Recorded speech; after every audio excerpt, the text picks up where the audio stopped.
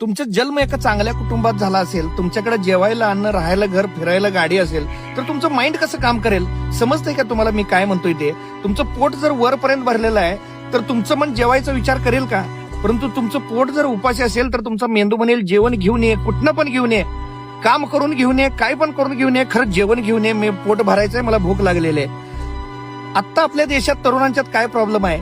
बाहेरच्या देशात एखादा मुलगा 14-15 वर्षाचा झाला की त्याला घरातून बाहेर काढलं जाते, तुझ तू मिळव आणि तुझ तू खा, आणि निर्णय घ्यायची पण मोकळी त्याच्या दिली जाते. परंतु भारतामध्ये 30 वर्षाच्या मुलाचा निर्णय पण त्याचे आई वडीलच घेतात.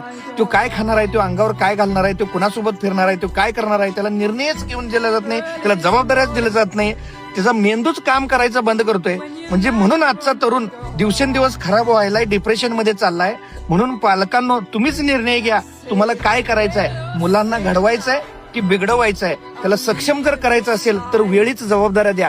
अतिप्रेम मुलांना पंगू बनवत आहे, आणि ही या बुलंद भारत निर्माणासाठी एक राष्ट्रनिष्ठ, ध्येयनिष्ठ, स्वावलंबी युवा पिढी जर घडायची असेल तर पालकांनी लहानपणापासून मुलांना जबाबदाऱ्या दिल्या पाहिजे. त्यांचा निर्णय त्यांनाच घ्यायला शिकवलं पाहिजे.